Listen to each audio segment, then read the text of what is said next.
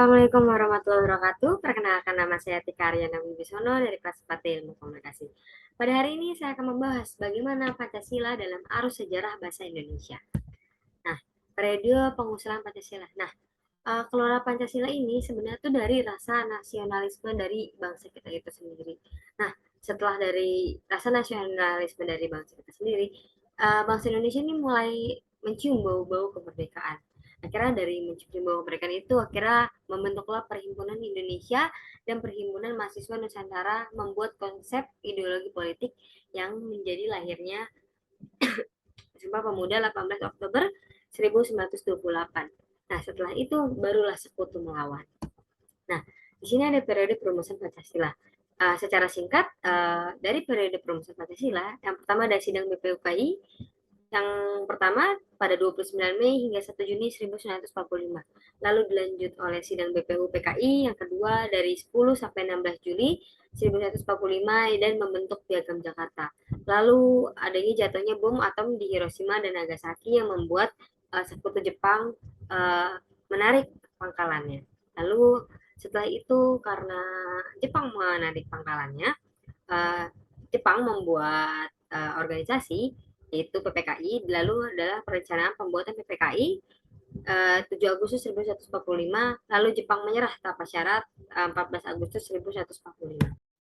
Untuk periode pengesahan Pancasila yang pertama ada penculikan Insinyur Soekarno dan Muhammad Hatta oleh para pemuda 16 Agustus 1145.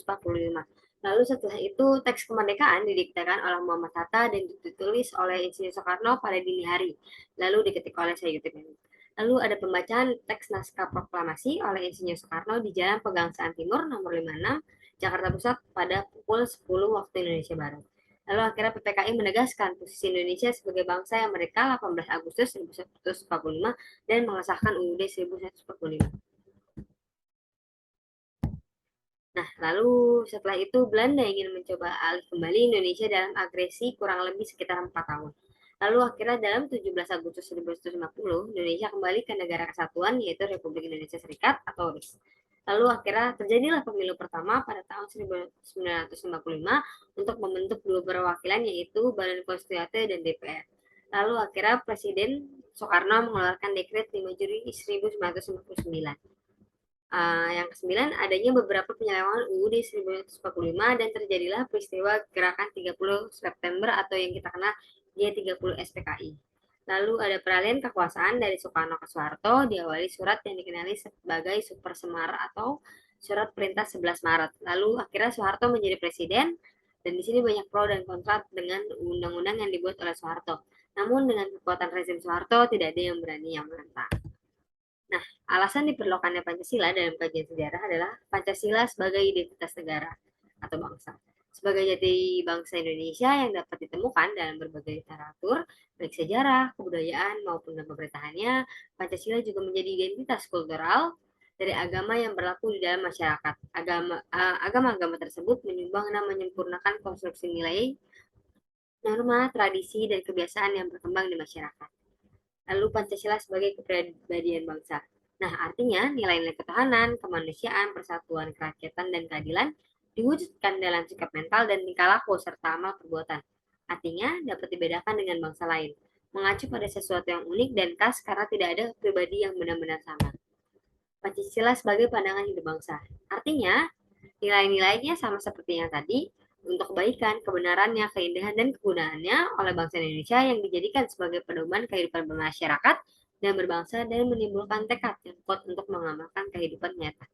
Lalu sebagai Pancasila sebagai perjanjian luhur, yang artinya nilai-nilai Pancasila sebagai jiwa bangsa dan kepribadian bangsa disepakati oleh para pendiri bangsa atau political consensus sebagai dasar negara Indonesia. Nah, kesepakatan para pendiri negara tentang Pancasila sebagai dasar negara merupakan bukti bahwa pilihan yang diambil pada waktu itu merupakan sesuatu yang tepat. Lalu Pancasila sebagai jiwa bangsa. Nah, Pancasila sebagai jiwa bangsa lahir bersama dengan lahirnya bangsa Indonesia. Pancasila telah ada sejak dulu kala bersama dengan adanya bangsa Indonesia.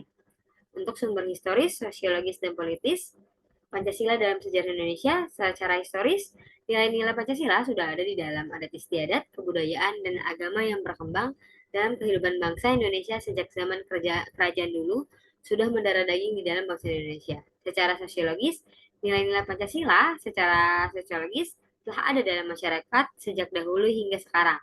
Salah satu nilai yang dapat ditemukan dalam masyarakat Indonesia adalah nilai gotong royong.